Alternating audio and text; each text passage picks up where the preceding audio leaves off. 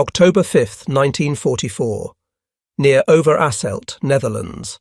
5 pilots from No. 401 Squadron Royal Canadian Air Force circled at altitude, their Spitfire Mark 9s gleaming in the afternoon sun. Squadron leader Smith spotted it first, a streak of silver diving toward Nijmegen at impossible speed. No propeller, no familiar profile, just a dart of metal moving faster than anything the Canadians had ever seen in combat. The Me-262 jet fighter banked hard, its exhaust trailing faint wisps against the purple sky. For 3 years, Allied intelligence had whispered about German jet development, but rumours meant nothing compared to the reality now screaming past at over 500 miles per hour. Smith keyed his radio, calling Flight Lieutenant Davenport, Flight Lieutenant Everard, Flying Officer Mackay and Flying Officer Sinclair into attack positions. What followed was aviation history's first confirmed jet fighter shoot-down by gunfire in air combat. More importantly, it was the first crack in what German propaganda had promised would be an invincible wonder weapon. The Messerschmitt Me 262 Schwalbe had just revealed its fatal vulnerability. Within months, American P-51 Mustang pilots would transform that vulnerability into systematic hunting operations that would render the world's first operational jet fighter nearly useless despite its revolutionary technology. The psychological impact of that first jet encounter rippled through Allied fighter squadrons across Europe. Pilots who witnessed Me-262s understood immediately that air combat had fundamentally changed. Captain Chuck Yeager of the 357 Fighter Group, stationed at RAF Leiston, heard the intelligence briefings with growing concern. The German jet could reach 540 miles per hour in level flight, while the P-51 Mustang topped out at 437 miles per hour. In a straight chase, the Me-262 was simply uncatchable. The mathematics were brutal and undeniable. If the Luftwaffe deployed these jets in significant numbers with adequate fuel and trained pilots, the strategic bombing campaign crushing German industry could face catastrophic losses. B-17 flying fortresses lumbering through flak-filled skies at 180 miles per hour would be helpless targets for pilots in aircraft that could attack from any angle and escape before escort fighters could react. For the first time since achieving air superiority over Europe, Allied commanders faced the possibility of losing it. But the Me-262's revolutionary design carried vulnerabilities that arose from the fundamental nature of jet propulsion in 1944. The Junkers Jumo 004 axial flow turbojet engines represented a quantum leap in aviation technology, yet they were also primitive and temperamental. Each engine developed approximately 1,980 pounds of thrust at 8,700 revolutions per minute, burning through J2 synthetic fuel derived from brown coal at twice the rate of conventional fighters. The turbine blades, manufactured from chromadur alloy because Germany lacked sufficient supplies of heat-resistant nickel and chromium, operated at temperatures that caused rapid thermal creep. Under combat conditions, the Jumo 004B engines required overhaul after approximately 10 hours of operation, with complete engine replacement typically necessary after 25 hours of service. This meant that after perhaps 3 or 4 combat sorties, Me-262s needed new engines, creating logistics nightmares that German ground crews could never fully solve. The engine's throttle response presented immediate tactical problems. Unlike piston engines that responded almost instantly to throttle input, the Jumo 004 suffered from significant lag. Advancing the throttle too quickly injected excessive fuel into combustion chambers before airflow could increase to match, causing jet pipe temperatures to skyrocket and turbine blades to overheat.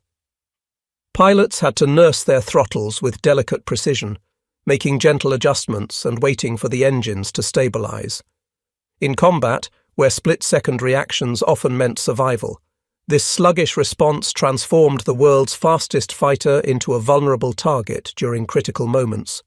The Me-262's takeoff and landing procedures magnified these engine weaknesses into tactical catastrophes. With a wing loading of 294 kilograms per square metre, substantially higher than any contemporary fighter, the jet required takeoff speeds exceeding 110 miles per hour and landing approaches at similar velocities.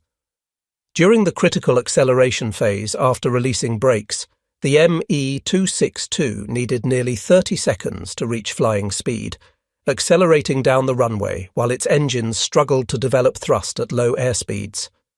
For those 30 seconds, the aircraft was effectively helpless, moving in a straight line at predictable speed with no ability to maneuver.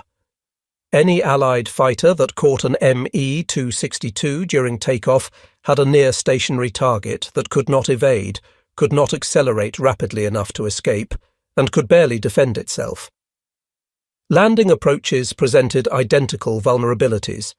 As ME-262 pilots descended toward their airfields with fuel gauges approaching empty after 60 to 90-minute missions, they had to slow to landing speeds while configuring flaps and gear, again becoming predictable targets flying straight and level. The revolutionary jet engines that made the ME-262 invincible at high altitude became anchors during these low-speed phases. Intelligence officers at 8th Air Force Headquarters in England studied the problem methodically through late summer and early fall of 1944. Photo reconnaissance missions identified 262 bases at Achme, Hessepe, Rheine, Lechfeld and Munich-Riem. Analysis of gun camera footage from the few jet encounters revealed the aircraft's high-speed advantages, but also its low-speed weaknesses. Allied intelligence knew that ME-262 pilots, having burned through most of their fuel during high-speed interceptions, had to return to these specific airfields. They could not divert to alternate bases, because the specialized J2 fuel required by jet engines was available only at designated facilities. This geographic constraint created an opportunity.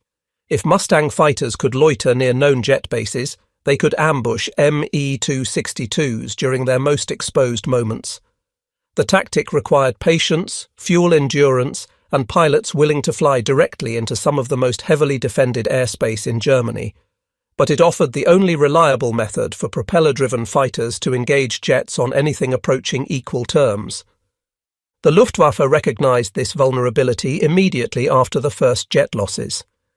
Commanders installed extensive flak alleys along approach corridors to ME-262 bases, positioning 88mm guns, 37mm automatic cannon, and quad 20mm systems to create curtains of fire that any attacking fighter had to penetrate. They assigned their most advanced piston engine fighters, the Focke-Wulf FW-190D and the rare TAR-152H, to provide top cover during jet takeoffs and landings. Flight schedules were randomized when possible to prevent Allied fighters from predicting launch times. Some bases deployed decoy aircraft to lure attackers into flak traps. The Autobahn near several jet bases was modified into emergency landing strips with camouflaged parking areas in adjacent woods, allowing ME-262s to operate from locations that Allied intelligence had not identified. Despite these defensive measures, the fundamental tactical problem remained unsolvable. ME-262S had to take off and land, and during those phases they became defenseless regardless of how many guns defended them. Lieutenant Urban Drew of the 361 Fighter Group became intimately familiar with the ME-262 threat during missions over Germany in early October 1944.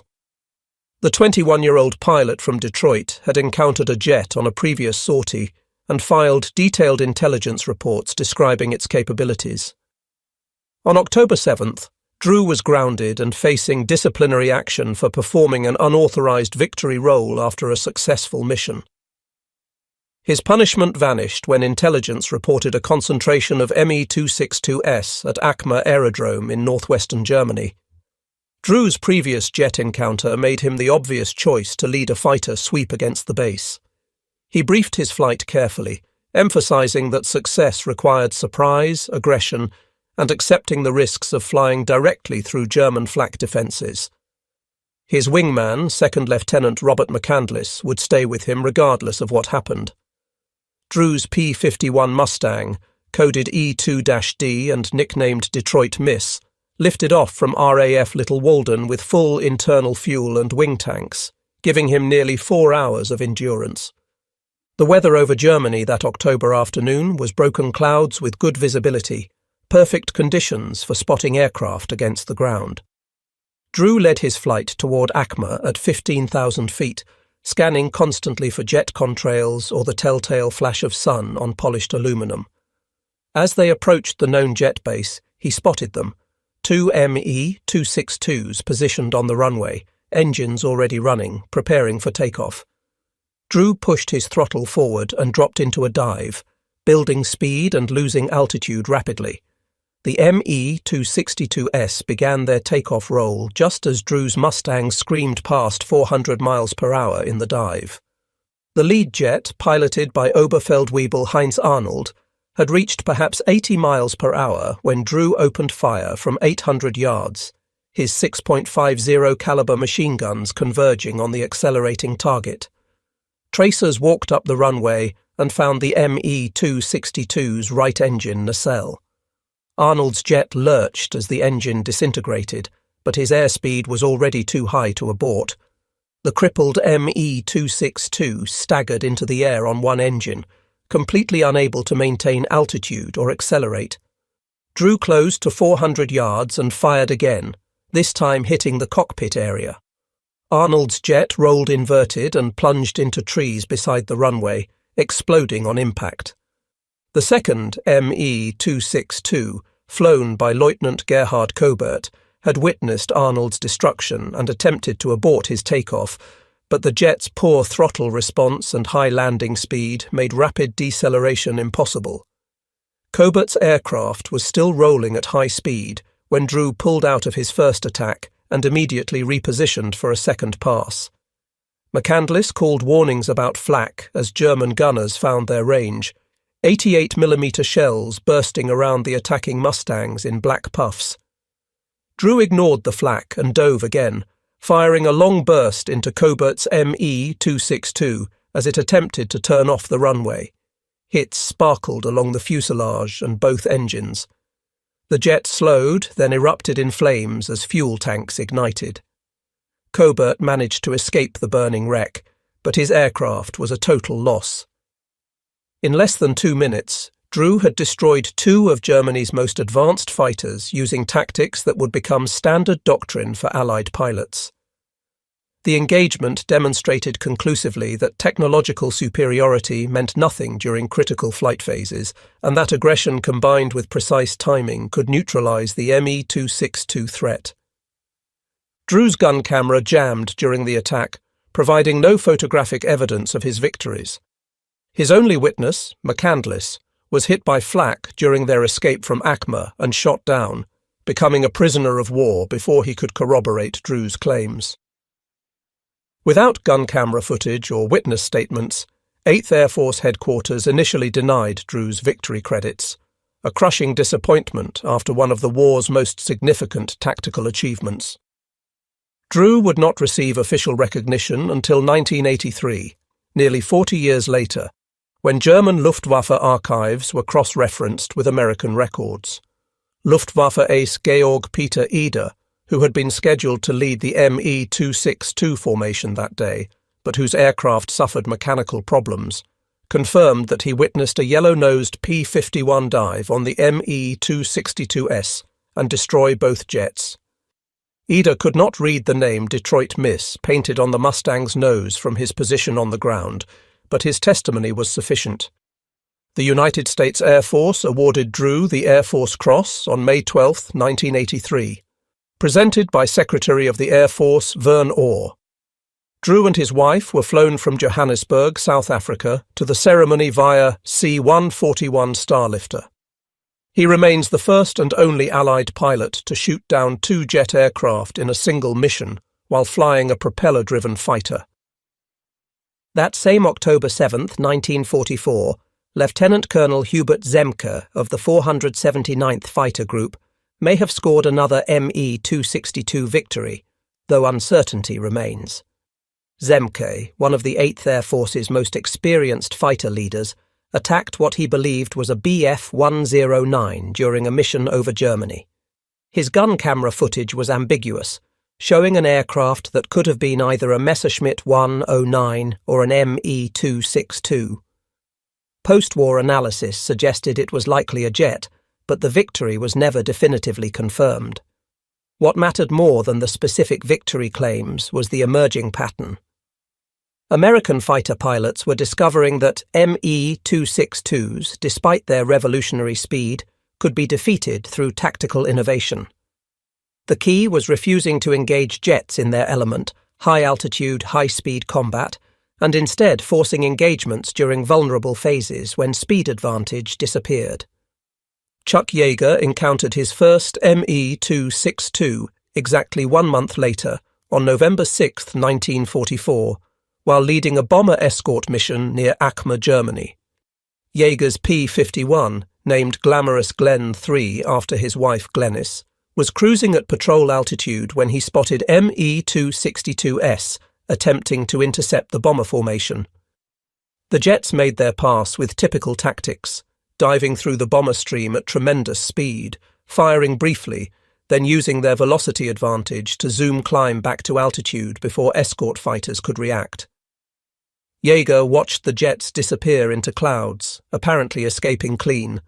Standard doctrine said chasing Me-262S was futile, but Yeager made a calculated gamble. Those jets had to land somewhere, and they had to land soon because their fuel endurance was limited. He broke from the bomber formation and descended through the clouds, emerging at lower altitude near Acme airfield. Below him, Yeager spotted a lone Me-262 in the landing pattern, gear and flaps extended, speed reduced to perhaps 150 miles per hour as it lined up on final approach. The German pilot, focused on his landing, apparently failed to spot the Mustang diving on him from above and behind. Yeager pushed his throttle full forward and trimmed for maximum dive speed. The P-51 accelerated rapidly in the descent, Yeager using gravity to boost his speed above 450 miles per hour. He closed to 400 yards and opened fire, walking his tracers onto the Me-262's wings. Hits sparkled along the jet's left wing root and fuselage. The Me-262 pilot, probably wounded or killed by the initial burst, made no evasive maneuver. Yeager continued firing as he closed to point-blank range, pouring rounds into the jet's engines and cockpit. The Me-262's left wing folded upward, the jet rolled inverted and plunged into woods several hundred feet short of the runway threshold, exploding in a ball of orange flame. Yeager had no time to celebrate. Acme's defensive guns opened fire immediately, 88mm shells bursting around his Mustang as he screamed across the airfield at high speed and treetop altitude. His only option was to fly straight down the runway, using speed to escape before the flak crews could adjust their aim. Tracers arced across the field from both sides, some rounds fired from one side of the runway actually hitting gun positions on the opposite side in the chaos. Yeager held his P-51 low and fast, cleared the far end of the airfield, and pulled up hard, diving for the safety of a nearby valley. He had survived one of the most dangerous tactical situations in air combat, attacking an enemy airfield in daylight at low altitude, but he had also proven that Me-262S could be hunted and killed. Yeager later described the engagement with characteristic understatement. "First time I saw a jet, I shot it down. Not very sportsmanlike, but what the hell?" Through late 1944 and into 1945, American fighter pilots refined their anti-jet tactics based on hard-won experience and carefully analysed gun camera footage. The P-51 Mustang proved ideal for the mission because of its exceptional range and endurance. A Mustang with full internal fuel and 2 wing drop tanks could remain airborne for more than 7 hours, giving pilots the ability to loiter near known jet bases for extended periods. When jets appeared, Mustang pilots used altitude advantage to dive on them, trading height for speed. In the dive, a P-51 could briefly approach or even exceed 500 miles per hour, enough to catch Me-262s during their most exposed moments.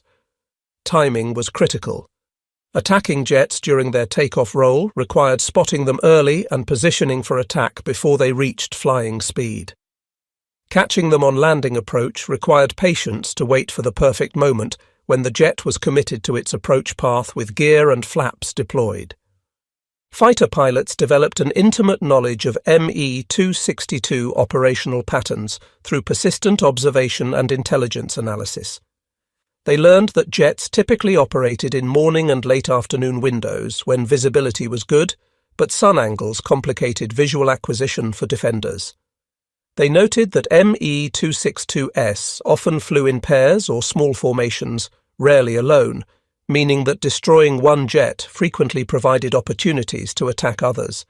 They understood that German pilots, constrained by fuel limitations, could not wave off landing approaches and go around for another attempt.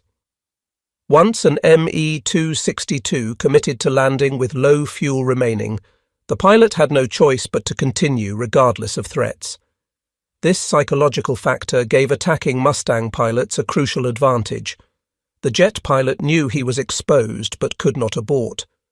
The Mustang pilot could press his attack with confidence that his target would not suddenly accelerate and escape.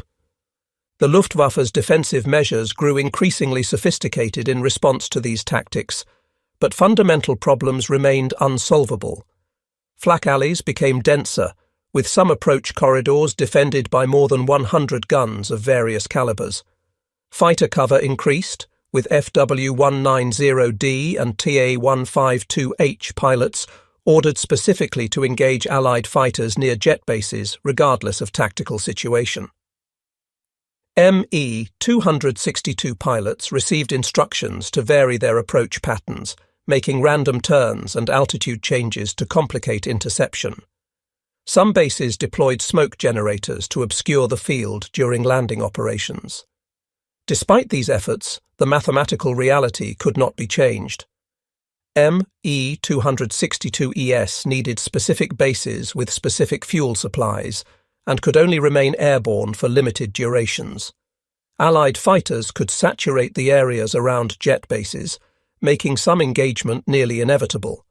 February 25, 1945, produced one of the most devastating demonstrations of these tactics, when Mustangs of the 55th Fighter Group surprised an entire staffel of Me-262s at Giebelstadt airfield during takeoff operations. The attack was perfectly timed, with P-51s arriving just as multiple jets began their takeoff rolls. In the chaos that followed, American pilots destroyed 6 Me-262s on the ground or during takeoff, with several more damaged. The losses represented a significant percentage of operational jets available to that unit. German records indicate the Me-262s belonged to the ill-fated Kampfgeschwader 54, a bomber unit that had been re-equipped with jets, but whose pilots lacked adequate fighter training. The 55th Fighter Group's attack demonstrated that concentrated fighter sweeps against jet bases during known operational periods could achieve dramatic results, though at considerable risk. Several Mustangs were damaged by defensive fire during the engagement, and the tactical success depended on achieving complete surprise. The psychological impact of these defeats on German jet pilots was profound and cumulative. Me-262 pilots were elite aviators, carefully selected and extensively trained, often veterans with considerable combat experience. They understood their technological advantages and initially approached missions with justified confidence in their aircraft's capabilities. Repeated losses during takeoff and landing phases, however, created an atmosphere of dread surrounding these critical moments. Pilots knew that every departure and return carried significant risk of ambush. The knowledge that Allied fighters might be waiting, that there was no escape option once committed to landing, that fuel gauges showed empty tanks, created psychological pressure that affected performance and decision-making. The March 18, 1945 raid on Berlin illustrated both the Me-262's potential and its ultimate inability to change the war's outcome. A total of 1,221 Allied bombers, escorted by 632 fighters, attacked the German capital in what would be the last great air battle over Germany. Luftwaffe commanders assembled 37 Me-262s from Jagdgeschwader 7 for a coordinated attack on the bomber formations, the largest jet force yet committed to a single mission. Oberleutnant Gunther Wegmann led his squadron in a loose formation toward the incoming bombers, and he and his wingmen fired R-4M unguided rockets for the first time in operational use. The 50mm rockets, carried in underwing racks of 12 per aircraft, were designed to detonate near bombers, destroying them with blast and fragmentation without requiring precise aim. Wegmann's rockets slashed into a formation of 60 B-17s, and observers reported multiple bombers hit and falling. Other Me-262 pilots pressed attacks with conventional 30mm cannon, their speed allowing them to make multiple passes before escorts could react effectively. The engagement was brief but intense. German pilots claimed 12 bombers and 1 fighter shot down, though United States records indicate 8 heavy bombers were actually lost, along with 3 Me-262s destroyed in air combat.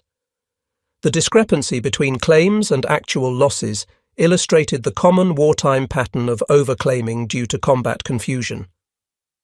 Even accepting German claims at face value, the jets destroyed less than 1% of the attacking force while the massive bomber formation reached its target and delivered its ordnance. The strategic bombing campaign continued unaffected. 5 American fighter pilots failed to return, and dozens of bomber crew members were killed or became prisoners. But the mission was considered a success, complete success, by Allied planners. Adolf Galland, Germany's former general of fighters who had been dismissed after disputes with Hermann Göring over fighter strategy, formed Jagdverband 44 in February 1945 as an elite Me-262 unit commanded by and composed of Germany's most experienced aces. The roster read like a who's who of Luftwaffe legends, pilots with hundreds of combined victories. The unit was given priority for aircraft, fuel and support, representing Germany's last attempt to field jet fighters in meaningful numbers with optimal conditions. Galland himself flew combat missions, scoring victories with both cannon and the R-4M rockets. Other pilots reported successes against bombers and even against escorting fighters when conditions favoured jet tactics. Yet Jagdverband 44's operational life was measured in weeks, not months. Allied bombing of bases forced constant relocation. Fuel shortages grounded aircraft for days at a time. Engine reliability problems meant that half the assigned jets were typically unserviceable, awaiting spare parts or engine replacements. The statistical reality of Me-262 operations revealed the gap between theoretical capability and practical effectiveness. German records indicate approximately 1,443 Me-262s were manufactured during the war. Of those manufactured, only around 200 to 300 ever saw combat operations. The remainder were destroyed on the ground by bombing, lost during training, or rendered unserviceable by maintenance problems. At no point did the Luftwaffe have more than 50 Me-262s operationally ready simultaneously, and typical daily availability was closer to 25 aircraft. This force faced Allied fighter strength exceeding 5,000 aircraft at any given time, plus thousands more bombers. The mathematics were insurmountable. Me-262 pilots claimed approximately 542 Allied aircraft destroyed in air-to-air combat, though verification of these claims shows the usual wartime overclaiming by all sides. Post-war analysis by American researchers suggested actual losses to Me-262s were substantially lower. Allied forces destroyed Me-262s at rates exceeding German production and training capabilities. American records credit P-51 Mustangs with 92.5 confirmed Me-262 shootdowns, though this number includes aircraft destroyed on the ground and during takeoff or landing, not just air-to-air engagements. The 357th Fighter Group, Chuck Yeager's unit, led American forces with 18.5 confirmed jet kills. The 55th Fighter Group claimed 17, while the 78th and 339th Fighter Groups each credited with 15. British forces, particularly flying Hawker Tempests and Spitfires, claimed an additional dozen jet kills. The cumulative effect was that Me-262 losses exceeded replacements, and the operational force steadily declined despite production continuing until Germany's surrender. German ace pilots who flew the Me-262 offered mixed assessments of its effectiveness in post-war interviews. Georg Peter Eder, who scored 12 kills in the jet, including 9 P-51s, acknowledged that the aircraft's speed made high-altitude bomber interceptions relatively safe, but that Allied countermeasures increasingly negated this advantage. Walter Dahl, credited with 11 jet victories including 6 Mustangs, emphasized that fuel limitations and engine reliability problems restricted tactical options to the point where the jet's theoretical superiority became largely irrelevant in practical operations. Heinrich Bahr, with 16 Me-262 kills from his total of 240 career victories, stated flatly that the jet arrived too late and in too few numbers to matter. Franz Schall, the type's probable top ace with 17 kills, including 6 four-engine bombers and 10 P-51s, was killed in action in April 1945, but his earlier reports emphasized the aircraft's inability to engage maneuvering fighters effectively due to its high approach speeds and wide turning radius. The tactical lessons learned from Me-262 operations influenced post-war jet fighter development worldwide. Allied engineers studied captured jets intensively, testing them at facilities in the United States and Britain. They confirmed that the basic design was sound, but that engine technology remained the critical limiting factor. Early American jets like the Lockheed P-80 and the Republic F-84, and Soviet designs like the MiG-15, incorporated solutions to problems identified in the Me-262. Longer engine life, better throttle response, improved fuel efficiency, and stronger airframes addressed the specific vulnerabilities that Allied fighters had exploited. American pilots who successfully engaged Me-262s became recognized experts within the fighter community, their combat reports studied carefully by intelligence officers and training instructors. Beyond Urban Drew and Chuck Yeager, dozens of other pilots scored jet kills through persistent application of the tactics developed through hard experience. These pilots shared common characteristics, including exceptional eyesight, precise gunnery skills, aggressive temperaments, and willingness to accept risks that more cautious pilots avoided. Attacking jet bases through dense flak required courage bordering on recklessness, yet these pilots repeatedly flew such missions because they understood the strategic importance of neutralizing the jet threat. The human cost of these engagements affected both sides severely. American fighter pilots killed during attacks on jet bases died far from home, often in fiery crashes after flak damage, their bodies sometimes never recovered from crash sites in Germany. German Me-262 pilots, the elite of the Luftwaffe, were irreplaceable assets lost at rates that Germany's shrinking training program could not sustain. Each dead or captured German jet pilot represented hundreds of hours of training, millions of Reichsmarks in investment, and tactical experience built over years of combat. The stress contributed to errors in judgment, accidents during takeoff and landing, and declining combat effectiveness even among experienced aviators. The infrastructure supporting Me-262 operations collapsed progressively through early 1945 as Allied armies advanced into Germany and strategic bombing intensified. Specialized jet fuel became increasingly scarce as refineries were bombed or captured. Replacement engines, already in short supply due to production bottlenecks, became unavailable when factories were destroyed or fell to advancing forces. Spare parts for airframes and systems disappeared from supply chains. Trained maintenance personnel were killed in bombing raids or reassigned to infantry units as Germany grew desperate for soldiers. Airfields themselves came under direct ground attack as front lines moved eastward. By April 1945, ME 262 units were operating from sections of autobahn or improvised strips, hiding aircraft in woods and working with minimal supplies under constant threat of air attack. The final weeks of ME 262 operations in April and early May 1945 were characterized by sporadic sorties flown by scattered units operating independently as central command and control disintegrated. Individual pilots flew missions when fuel was available, often attacking targets of opportunity rather than executing coordinated operations. Some pilots chose to fly their jets to Allied-held territory and surrender rather than continuing hopeless combat. Others flew final missions knowing that return would be impossible due to fuel shortages or airfield capture. A few, including members of Jagdverband 44, flew combat until literally the final days of the war, achieving kills even as Germany's military structure collapsed completely.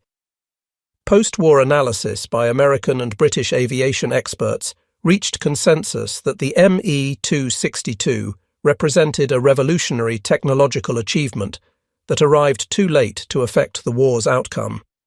Even if Hitler had not delayed production by demanding bomber variants, even if engine reliability had been better, even if more were produced, the fundamental strategic situation made the jet's impact limited. Germany in 1944 lacked fuel, lacked trained pilots, lacked air superiority necessary for safe operations, and faced overwhelming numerical disadvantage against Allied air forces. The ME 262 could not solve these problems regardless of its performance advantages. The legacy of the ME 262 versus Mustang engagements extended far beyond World War II, influencing air combat doctrine for generations. The fundamental principle that technological superiority does not guarantee tactical success became a case study taught at military academies worldwide. The importance of exploiting enemy vulnerabilities rather than engaging strengths became embedded in fighter pilot training.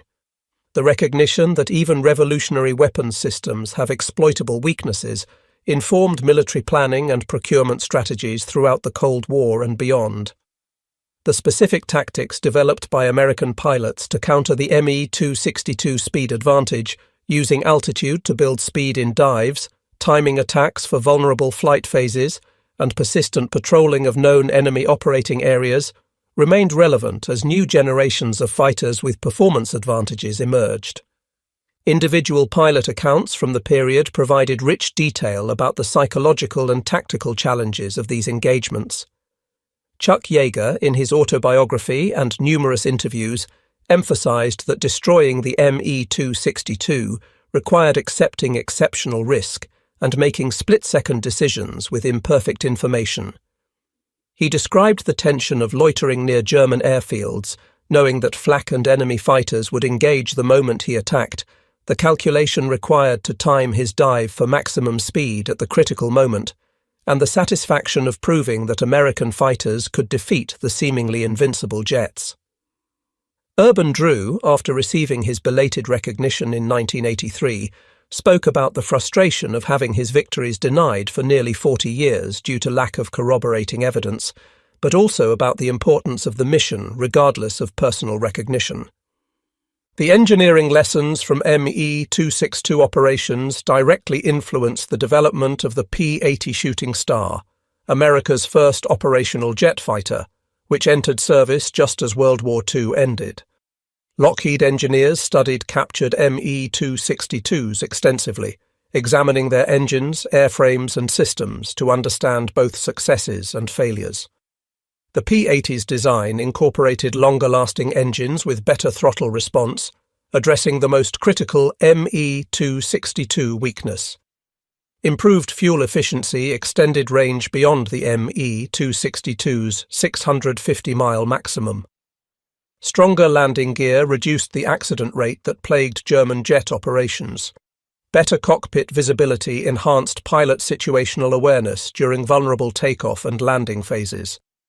Soviet designers similarly studied ME 262 technology, with captured aircraft and engines shipped to research facilities where they were extensively tested.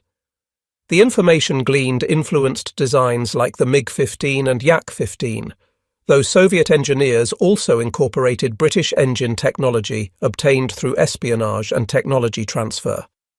The global proliferation of jet fighter knowledge that resulted from Me-262 analysis accelerated the transition from piston to jet propulsion that dominated the late 1940s and 1950s. Within 10 years of World War II's end, propeller-driven fighters had become obsolete for frontline service, replaced by jets in virtually every air force worldwide. The final accounting of Me-262 operations reveals an aircraft that achieved tactical successes but strategic failure.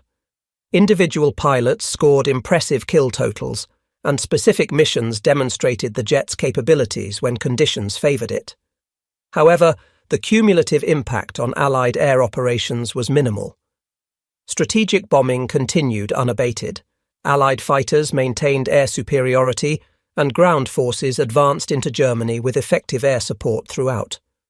The resources devoted to Me-262 development and production, including scarce materials, manufacturing capacity, and skilled labour, might have produced more conventional fighters that could have been operated more effectively with available fuel and pilot training. The story of German pilots flaunting their jets until Mustang aces caught them during vulnerable moments is ultimately a story about the limits of technological solutions to strategic problems. Germany developed the world's first operational jet fighter, achieving a genuine breakthrough that should have provided significant tactical advantages. Yet this achievement could not overcome fundamental disadvantages in numbers, resources, fuel availability, trained personnel, and strategic position. American and Allied pilots, flying less advanced aircraft but supported by overwhelming industrial capacity, comprehensive training systems, reliable logistics, and sound tactical doctrine, defeated the technological marvel through persistence, innovation, and professional excellence. In the final analysis, the Me-262 stands as one of aviation history's most fascinating might-have-beens, an aircraft that demonstrated the future but arrived too late to change the past. Its combat record, while impressive in specific engagements, was ultimately insufficient to affect the war's outcome. The American pilots who developed and executed tactics to counter the jet threat earned their place in aviation history not through technological superiority, but through tactical excellence, courage, and refusal to concede advantage to an apparently invincible opponent. Their success validated the principle that human factors, including training, doctrine, leadership, and determination, can overcome technological disadvantages when properly applied. The transformation from German confidence to Allied dominance in the jet versus Mustang encounters occurred within less than a year, from October 1944, when the first Me-262 was shot down, to May 1945, when the last jet operations ceased. This rapid shift resulted not from any single factor, but from the cumulative effect of systematic exploitation of Me-262 vulnerabilities, combined with relentless pressure that prevented the Luftwaffe from ever achieving sustainable jet operations. Every Me-262 destroyed during takeoff or landing was one less available for bomber interceptions. Every pilot killed or captured represented irreplaceable experience and training. Every successful Allied attack on jet bases forced German operations to become more dispersed and less coordinated. The final months of Me-262 operations witnessed German pilots fighting with increasing desperation as their tactical situation deteriorated. Fuel shortages limited sorties to the most critical missions. Engine problems grounded aircraft for extended periods. Allied fighter patrols made every takeoff and landing potentially fatal. Base relocations disrupted operations and morale. Yet some pilots continued flying combat missions until the war's final hours, demonstrating remarkable courage and professionalism despite impossible odds. These men knew they could not win, but flew anyway, motivated by various combinations of duty, honour, and hope that their sacrifices might somehow matter. The story concluded not with a dramatic final battle, but with gradual dissolution as Germany's military infrastructure collapsed completely in early May 1945. Me-262s were abandoned on airfields, pushed into woods to prevent capture, or destroyed by their own pilots and crews to deny them to advancing forces. A few were flown to Allied territory and surrendered. Most simply stopped flying as fuel ran out and maintenance became impossible. The jets that had promised to sweep Allied bombers from German skies ended their operational lives scattered across Germany, silent testaments to the gap between technological potential and operational reality. The Mustang pilots who had hunted them returned home as the war ended, their mission accomplished, the jet threat neutralized through tactics that had proven superior to technology.